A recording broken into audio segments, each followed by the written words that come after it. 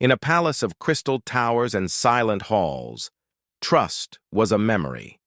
The Queen's children, heirs to an empire older than Earth's recorded history, had learned to smile without joy, to speak without trust, and to live without laughter. Intrigue had broken their innocence. Betrayal had sealed their hearts. And then, a human janitor arrived. No royal blood, no diplomatic mission, just a mop, a cart that squeaked, and a grin that made no sense to anyone in that solemn world. No one expected what came next, not even the Queen. Before we dive into this unbelievable story, make sure to like, subscribe, and share if you love powerful sci-fi tales with a human touch. It really helps the channel grow, and lets us bring you even more incredible stories like this one. And hey, drop your thoughts in the comments as we go. I'd love to hear what you think about this twist. The Zephyrian royal palace stretched across 17 shimmering levels, each one built from living crystal that pulsed softly with color. Those colors changed with emotion, like a vast mood ring that could never lie. For years, the palace glowed with dull purples and cold grays, the colors of sorrow and caution. Queen Insia often stood at the highest balcony, her 4 eyes scanning the courtyards below. Her 7 children played there, though played wasn't quite the word. They moved like precise machines, building geometric towers, solving puzzles designed to sharpen their strategic minds. Not one sound of laughter echoed through the halls. It hadn't always been this way. Once the palace had thrummed with joy, but betrayal by those closest to the throne had shattered their innocence. Advisors had plotted, teachers had turned spies, and even trusted caretakers had tried to use the children as political tools. One by one, the young heirs learned that trust was dangerous. So they stopped. They stopped giggling, stopped opening up, stopped believing anyone outside their family could be safe. Queen Insia's heart ached as she watched them. She could give them security, power, and knowledge, but she couldn't give them back their laughter. The day the human arrived, the palace's emotional lights flickered uncertainly, like they were holding their breath. His name was Baris, and by all official records he was a low-level maintenance worker assigned through the Galactic Exchange Program. No one expected much. Humans, after all, were seen as fragile, bipeds with soft skin and shorter lifespans. Useful in some trades, yes, but hardly remarkable. Queen Insia's chief of staff announced his arrival with a nervous flutter of gill slits. "The new janitor has reached the lower levels, Your Majesty."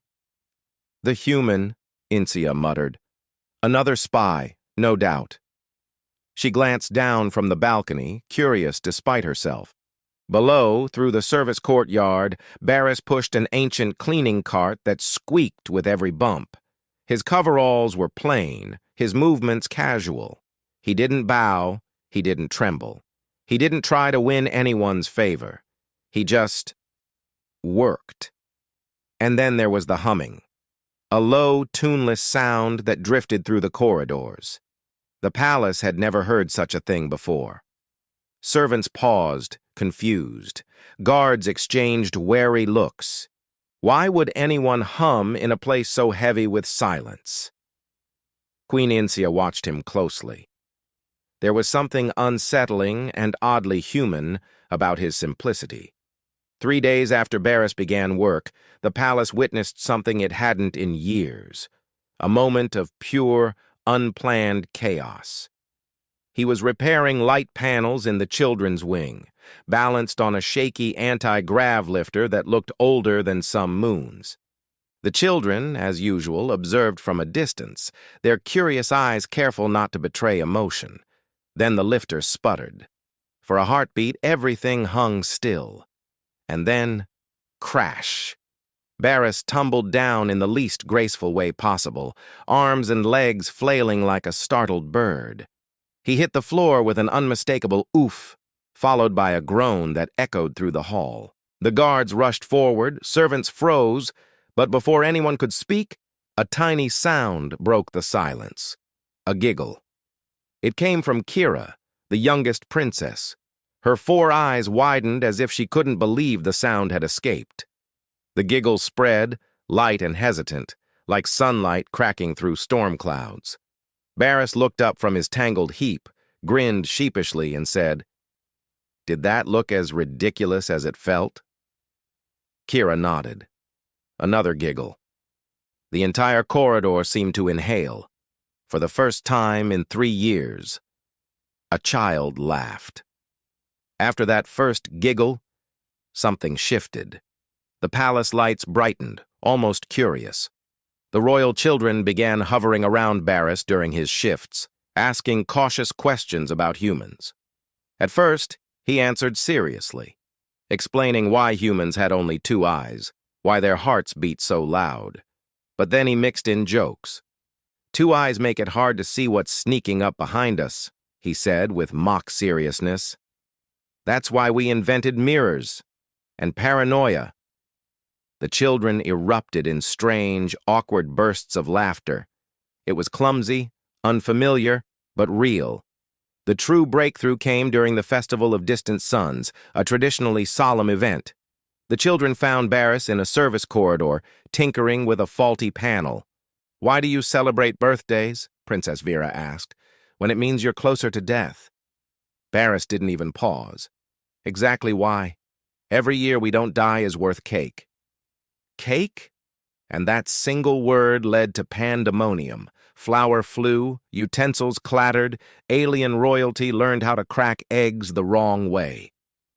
The palace kitchen turned into a war zone of laughter. The emotional sensors even triggered earthquake alarms. For the first time in their lives, the queen's children weren't just heirs. They were kids. Queen Insia entered the kitchen expecting order. Instead, she found chaos and joy. Batter covered the floors, flour drifted through the air like soft snow, and her 7 children, her quiet, guarded heirs, were laughing so hard that their bioluminescent skin pulsed gold, the color of pure happiness. For a long moment she stood in the doorway, frozen. She saw her eldest trying to teach Baris the proper Zapirian stirring technique while learning new human curse words in exchange. She saw Kira dusted in flour, giggling uncontrollably as Baris helped her crack eggs. She saw children playing, truly playing, without fear.